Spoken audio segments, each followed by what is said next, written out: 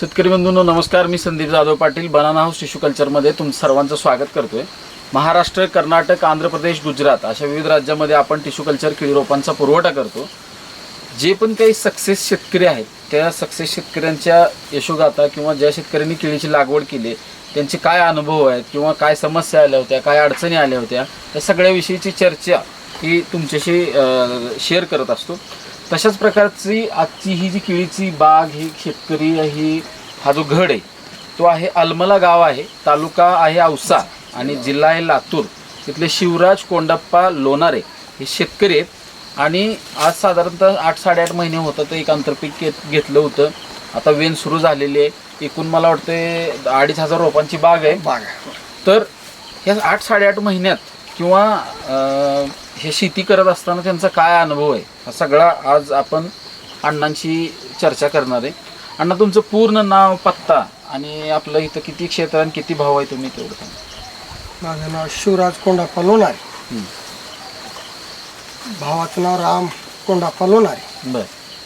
आम्ही दोघं आयुष्य प्रेमानंच कटलं दोघांनी बी. आम्हाला शेती आहे 6 एकर 20 गुंठे. बर बर मग काही परिस्थितीनुसार आम्ही लोकांची नोकरी केली. बर. भावाला हाटी लातूरात टाकून दिलं. मी स्वतः लोकांची नोकरी केली. मला 5 बहिणी येतात. बर असं नोकरी करून 5ही बहिणीची, माझी वडील लहानपणी वारली. माझ्या बर आई होती मला. 5ही बहिणीचे लग्न, लोकांची नोकरी केली. मी लोकांची नोकरी करून लग्न केली आणि विहिरी पाडल्या असं कष्टातूनच. स्वतः आम्ही काही हे सगळं शेतीवर आणि व्यवसायावर. हो, शेतीवर. बहिणीची लग्न. हो, बहिणीचे लग्न. हे आमचं काही असं दुसरा व्यवसाय नाही, फक्त कष्ट आणि शेती. बरोबर. लोकांची नोकरी काही काळात बैल केली मी स्वतः. 20 ते 25 एकर जमीन लोकांची पडली करीत होतो मी. माझी बायको, मी, भावाची साथ होती मला. तिथून पुन्हा आम्ही 2 विहिरी पाडल्या. दोघा भावाच्याच ह्याच्यातून पाडल्या विचारानं. त्याने पैसा पडून गेला. तिथून 2 विहिरी पाडल्या. पुन्हा ऊसाचं पीक घेतलं. मांजरा काही काळ गाळा, आम्ही गाळप केलं त्याचं. पुन्हा तिथून मांजरा कारखाना सोय झाली आम्हाला. विलासराव देशमुख साहेबाचा कारखाना. कारखान्यानं भाव चांगली देत गेला. आतापर्यंत परवडलं. आता हार्वेस्टर निघाल्यापासून एवढा ऊसाला उतार कमी निघाला. म्हणजे ते आता तुम्ही परिस्थितीनुसार बदलत आला. व्यवसाय काम करत, जी मिळेल ते हाताला काम करत आपलं परिस्थिती बदलण्यासाठी झटत आला. पण आता तुमची म्हणजे भावाची आणि तुमची मुलं काय करतात? भावाचा मुलगा एक पुण्याला बँकेत आहे. बरोबर. आणि दुसरा मुलगा बेंगलोरला आहे, सॉफ्टवेअर इंजिनियर आहे. बेस्ट. आणि तुमची? माझा स्वतः मुलगा आहे गुजरातला आहे, लहान मुलगा. नोकरीच करतो तो कंपनीला सिनियर इंजिनियर म्हणून आहे मोठ्या. आणि एक मुलगा अलमल्यामध्ये शिक्षक आहे, पॉलिटेक्निकल मध्ये लॅबरी असिस्टंट म्हणून. Lab assistant. हा. तर आता ही जे आपलं क्षेत्र आहे तर ह्या क्षेत्रामध्ये पूर्वापार म्हणा किंवा पहिल्यापासून आपण कुठली पिकं घेत आला तुम्ही? आपण पहिला सुरू जास्त जोर केला सोयाबीन. हा. पुन्हा डबल ती थोडं ही होत आल्यावर ऊसावर ऊस घेतला. आता ऊस थोडं परवडत नाही. म्हणून आपण पैसे देत नाही, तेवढ्यावर देत नाहीत. उत्पन्न तेवढं निघत नाही. टोळीवाल्याच्या पाया पडायचं. सगळ्या अडचणी अशा की ते टोळीवाले असतील, लावून तारीख असेल, मोठ्या अडचणी नोंदी घ्यायच्या कुठतरी खाली वरी होत असते. ती थोडं त्याच्याकडे आम्ही ऊसाचं क्षेत्र कमी केलं आणि बागायत केली. म्हणजे आता सोयाबीनवरनं ऊसावरनं बाकी काय भुसार पिकं, अजून कुठली पिकं? हरभरा घेतला, ज्वारी घेतली, तूर नाही, तूर गहू घेतला. अशी पिकं अशी भरपूर भुईमुग, शेंगा घेतल्या. आता ही जी केळीचं क्षेत्र आहे, ह्या केळीच्या क्षेत्रात पूर्वी काय होतं? इथं पहिला सूर ऊस होता. आता एक शेतकऱ्यांना सांगा, तुम्ही ऊस काढल्यावर कसं क्षेत्र तयार केलं सांगा, काय प्रयत्न केला? ऊस काढला. ऊस काढल्यावर आम्ही त्याला पलटीनं आधी रोटर केलं ट्रॅक्टरनं. रोटर करून पुन्हा पलटी नांगराची, आपलं नांगरलं ट्रॅक्टरनं. पुन्हा डबल त्याला पंजी मारली, रोटर केलं आणि पुन्हा ही केळी लावा असं 2-3 महिन्याचा कालावधी मेहनत केली. त्याची मेहनत करून केळी लावा म्हणून आपण त्याचं बेड केलं ट्रॅक्टरनं. बेड करून पुन्हा थोडं ते एक आंतरपीक घेतलं केलं नाही, असू दे करू दे त्याबद्दल आणि दुमत पुन्हा नाही. आम्ही हं. 7 जून जुलैला 7 जुलैला केळीची लागवड. केळीची लागवड केली. बरोबर. तर आता मला एक सांगा, ठीक आहे, आता आंतरपीक कुठलं जरी तुम्ही आंतरपीक घेतलं, भले ह्यात तुम्ही कांदा घेऊ द्या, सोयाबीन घेऊ द्या, किंवा झेंडू घेऊ द्या, किंवा मग अशी काय म्हणलं भुईमुग घेऊ द्या, अशी जर काय आंतरपीक केली ना, तर एक गोष्ट लक्षात ठेवायची, जसं त्यातनं काहीतरी 1-2 पैसे मिळणार आहेत, तसं इकडे केळीचे 2 पैसे कमी पण होऊ शकतात. उत्पादनाला फरक पडतो, वेळ वाढते, उत्पादनाला फरक पडतो, थोडासा होतो. म्हणजे एकीकडनं घेतलं तरी एकीकडनं थोडंसं सोडावं लागतं, असा प्रकार आहे. आणि मग ह्या सगळ्यात काय झालं, ह्या सगळ्या नियोजनामध्ये आता पुढं सांगतोच आहे मी तुम्हाला, की आता अण्णा मला एक सांगा फक्त, ही जी एवढं क्षेत्र आपलं केळीचं किती एकर आहे? 2 एकर. बरोबर. तर 2 एकराला गावखत शेणखत आपण किती वापरलेलं? आम्ही 24 ट्रॅक्टर म्हणजे GCP लावून शेणखत ट्रॅक्टर म्हणजे आपलं ट्रॉल्या. ट्रॉल्या, हा. एक ट्रॅ- 24 ट्रॅली. ट्रॉल्या, म्हणजे डम्पिंगच्या का मोठ्या? नाही नाही बारक्या एक- लहान ट्रॉल्या, एक- एक ब्रश. 24 ट्रॉल्या डम्पिंग केळीला उन्हाळ्यामध्येच आम्ही टाकली होती. किती खत कवा टाकला होता? मेहनत करतानाच टाकला होता. मेहनत करताना टाकली होती, म्हणजे आपलं केळी लावण्याच्या 1-2 महिने टाकली होती. बरोबर. म्हणजे तुम्ही आतापर्यंत ह्या 2 एकराला 24 24 ट्रॉल्या ट्रॅक्टर ट्रॉल्या शेणखत टाकला. आणि एक जनरली साधारणतः सांगा, आतापर्यंत रासायनिक खताचा डोस किती वेळा दिलेले आहेत? किती वेळा दिले, काय दिले तेवढं मला सांगायचं काय? आता गिलासानं डेन्सिंग म्हणून केलं 3 वेळेस. ड्रिंचिंग असू द्या की, पण डोस वरनं भेसळ डोस, खत Shikha DAP potash DAP potash urea ते किती वेळा टाकले आतापर्यंत? आम्ही ह्याला 3दा टाकला. 3दा. बरोबर. आणि ड्रिप मधनं खत एक साधारणतः कधी कधी सोडताय काय अंदाजात? हो, तुमच्यापेक्षा हो. ते सरांना माहित असेल जास्त. सर माहिती, मला माहिती, मी स्वतः संगत राहतो. हं. आतापर्यंत 15 दिवसाला महिन्याला 15 दिवसाला आतापर्यंत काय ते 5-6 हे डिफॉल्ट औषध सोडले 6 वेळेस. आता तर सुरुवात वेनचे, त्यामुळे अजून काही फवारणी नाही. ज्यावेळेस एक 30-40% वेन होईल, अजून एक 15 दिवसात जवळजवळ हा 30%च्या वर प्लॉट दिसेल. आणखीन एक 15 दिवसात जवळजवळ 70-80% प्लॉट हा दिसेल.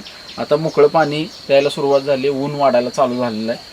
त्यामुळे माझं असं शेतकऱ्यांना पण विनंती आहे की ज्या टेम्परेचरच्या पुढं मार्च, एप्रिल, मेमध्ये जर तुम्हाला शक्य आहे तितकं तुम्ही जेवढं पाणी द्याल तितकं फण्यांची संख्या ॲटोमॅटिक वाढेल, तेवढं ग्लिजिंग, शायनिंग आणि थोडासा कॅनोपी वाढतो. त्यामुळं टेम्परेचरला कुठंतरी होतं. नाही तर नुसत्या ड्रीपच्या एक सिंगल ड्रीपवर एका साईडला जर पाणी पडत असेल तर मग एका बाजूच्या मुळ्या कोरड्या राहिल्या की दुसऱ्या बाजूला ती झाड झुकल्यासारखं झुकू शकतं. म्हणजे एका बाजूला थोडंसं पाणी कमी पडत असल्यामुळं त्या मुळ्यांची वाढ होत नाही, आणि जिथं पाणी पडतं तिथं वाढ होती. त्यामुळे थोडंसं असं कल मारण्याचं प्रमाण येऊ शकतं. त्यामुळं मोकळं पाणी पॉसिबल असलं तर डबल लॅटरल टाकून, ना मोकळं पाणी ज्यांना शक्य नाही त्यांनी डबल लॅटरल टाकून जर चांगलं व्यवस्थापन केलं तर आणखीन सोयीस्कर होतं. बरं, आता पुढे येऊ आपण. आता ह्या 8-8.5 महिन्यात निसर्गाकडनं काय म्हणून अडचण आली होती? गारपीट, वारा, वादळ, पाऊस म्हणा किंवा दुष्काळ, असं काय झालं? निसर्गाकडून 8.5 महिन्यात 8.5 महिन्यात गारपीट झालेलं नाही. नाही. निसर्ग 4 महिने असा फुल राहिला आहे. म्हणजे पावसाळा 4 महिने चालला लगेच. तसं तर म्हणजे 4 महिने म्हणजे मला वाटतं मग 4 महिन्याला पाणी द्यायची गरज पडली नाही, वरनं गरज extra. नाही दिली, कतही नाही. 4 महिने फुल पॉवर पाणी म्हणजे बटन दाबलंच नाही नाही, असं बटन नाही. नाही नाही बटन दाबलंच नाही. नाही. म्हणजे पाऊस काळ भरपूर प्रमाणात झाला, आणि जसा त्याचा थोडासा फायदा बी आहे तसं थोडासा त्याचं दुसरी बाजू असते की थोडा तोटा पण देऊन जातं.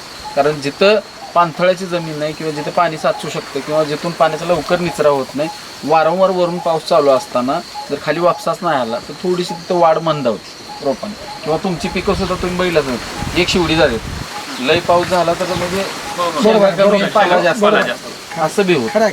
भुईमुगाला होते, भुईमुगाला पाऊस काळ जास्त झाला तर थोडं लगट त्याला ऊन सावली वातावरण मिळत गेलं, उत्पादनाला उष्णता होत गेली आणि कमी जास्त होत गेली तर ते लगट असल्या थोडं अडचण. तर अशा पद्धतीने होतं. एक अंदाजे सांगायचं आपल्याला, आत्तापर्यंत काय रोपं, खतं, फवारण्या, औषधं, काय खात विकत आणलं असेल बाहेर, किती रुपयापर्यंत अंदाजे खर्च आला असेल? 2 एकर आतापर्यंत म्हणजे सोयाबीन आंतरपीक घेतलं होतं ती खर्च सोडून फक्त केळीला म्हणतो. केळीला आतापर्यंत खर्च खाताचा 1,00,000-1.25 लाख आला.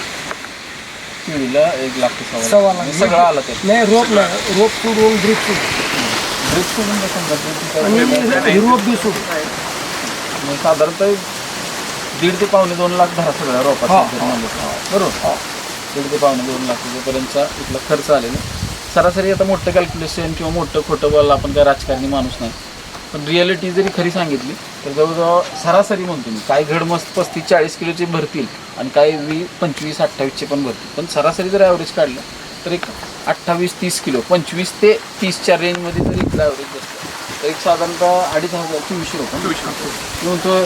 हां, ती एक सांगायचं राहिलं नाही, जनावरांनी कार्यक्रम केलेला हे 200-300 किती वेळा तो किती रानटी जनावरांना रानटी जनावर ही एक अडचण नाही शेतकऱ्याच्या मागं. रानटी हे एकदा पाऊस आहे जनावर आहेत हा काय ना काय हे डुकरावानी रानटी जनावर डुकरं हा, त्यांनी कमीत कमी 2 वेळेस अडचण केली, 60-70 झाड काढलं. काढली परत ती लावलं तुम्ही. ते आम्ही डबल लावलं. आता ती अजून महाग आहे थोडक्यात, ती महाग म्हणजे मला वाटतं 1.5 महिन्याचा फरक असेल का? हो असेल 1.5 महिन्यात मग सहज लगेच करा. लावली पण कसं असतं ज्या टायमाला आमचं झाड वरी गेलं आणि ते जे खालचं हा. झालं, कमीत कमी त्याची 200 हाईट फक्त कमी आहे ते. झाली, ह्याची वाढली, त्याच्यामुळे थोडं ते हळूहळू एक चालू. साधारणतः आपण वरचे 2100 धरू 300 तरी हो. अजून कडक कोपरं म्हणून एक बरोबर 300 आहे, धरू. बरोबर आहे ते. समजा एक ती 2000 जरी घड धरले फक्त चांगले तर एक 3 जरी म्हणलं तरी एक 50-55 टनापर्यंतचा माल इथे निघायला काय अडचण नाही. जर ह्याच माल एक अंदाज सांगतो एक 15 रुपयाने जरी गेला तरी 15-75 म्हणजे 5-7 लाखाची बाग होऊ शकते. शेवटी जोपर्यंत शेतकऱ्याचे पैसे खिशात येत नाही तोपर्यंत ती काय खरं नाही. ऊस असू द्या केळी असू द्या आणि काय नाही तर सोयाबीन असू कसं द्या. बांधीव भाव नाहीच ना ते. हा बाग पण एक जनरली सांगतो, पण मला असं वाटतंय की आज जरी समजा हा मार्च गेला ना तर एप्रिल पूर्ण समजा मे जून जुलै बरोबर साधारणपणे आषाढी वारी पालख्या तिकडून निघाला आणि तुमचा माल चालू व्हायला गाठ पडेल, कारण त्यावेळेस रेट खूप असतो. म्हणजे जसा का पावसाळा सुरू झाला तर केळीचे रेट ऑटोमॅटिक ग्रो अशा एवढे बरं